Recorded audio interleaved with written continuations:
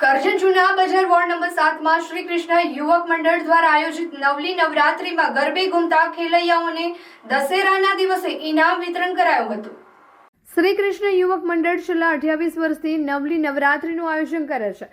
9 દિવસ ખેલૈયાઓને રમઝટ ગરબા રમાડી છેલ્લા દિવસે દરેક ખેલૈયાને પ્રોત્સાહન રૂપે ઇનામોનું વિતરણ કરવામાં આવે છે। આ વર્ષે પણ વોર્ડ નંબર 7 માં શ્રી કૃષ્ણ યુવક મંડળ દ્વારા ઇનામ વિતરણનું આયોજન કરવામાં આવ્યું હતું, જેમાં કરજણ શ્રીનોર પૌરના ધારાસભ્ય અક્ષયભાઈ પટેલ, નગરપાલિકા બાંધકામ સમિતિ chairman Upendra Shah, ward number 7ના આમ આદમી પાર્ટીમાંથી ચૂંટાઈ આવેલા ભરતસિંહ અટાલિયા, વડોદરા જિલ્લા મંત્રી અંબરીશભાઈ પંડ્યા તેમજ નામી અનામી નાના મોટા કાર્યકરો ઉપસ્થિત રહી 9 દિવસ ગરબા રમેલા ખેલૈયાઓને ધારાસભ્ય અક્ષયભાઈના વરદ હસ્તે ઇનામ વિતરણ કરવામાં આવ્યું હતું।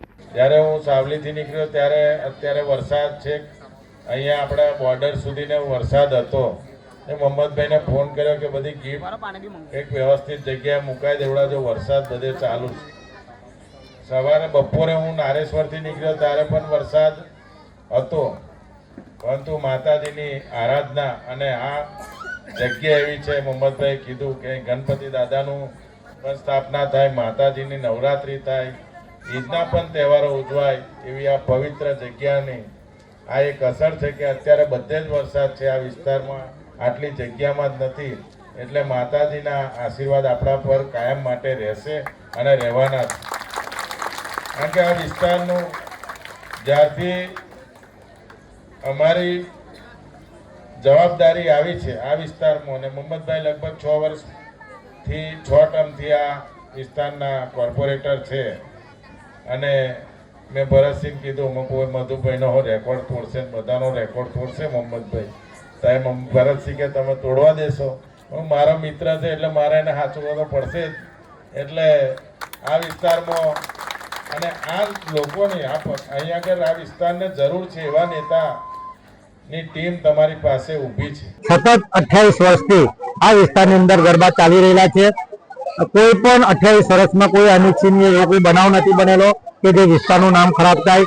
આ વિસ્તારમાં જે 7 નંબરનો વિસ્તાર છે, હિન્દુ મુસ્લિમ બંને પબ્લિક રહે છે, પરંતુ બહુ કોમી એકતાથી ભાઈચારાથી ને સુમેળભર્યા વાતાવરણમાં 28 વર્ષથી સતત નવરાત્રી ચાલી રહેલી છે, અને એની ઉજવણી લોકો દિલથી કરી રહ્યા છે। મારી બહેનો છે, મારી દીકરીઓ છે, મારી માતાઓ છે, મારા બાળકો છે, જે રીતના બધા ઉત્સાહથી 10 દિવસ ગરબા ગાયા તેઓને હું અભિનંદન આપું છું।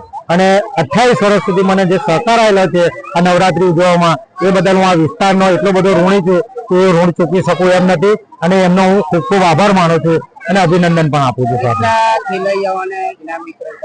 550 ખેલૈયાઓ અહીં આગળ ગરબે રમેલા છે, નાના મોટા છોકરા છોકરી બહેનો થઈને, અને એકને ઇનામ આપેલું છે। કોઈ પણ વ્યક્તિ ગરબા ગામમાં આવ્યો, એક દિવસ પણ આવ્યો હોય તો બી અમે એમને ઇનામનું વિતરણ કરેલું છે, અને પ્રોત્સાહિત ઇનામ આપેલા છે, નહીં કે ગરબા માટે પણ એક અમારી લાગણી એવી છે અમારા મિત્રોની કે ભાઈ આપણે કંઈક ને કંઈક આ વિસ્તાર માટે કંઈક સારું કરીએ, અને માતાજીના ગરબા સતત રણકતા રહે અને ચાલુ રહે એવી અમારા આયોજક તરીકે અમારી આયોજન છે।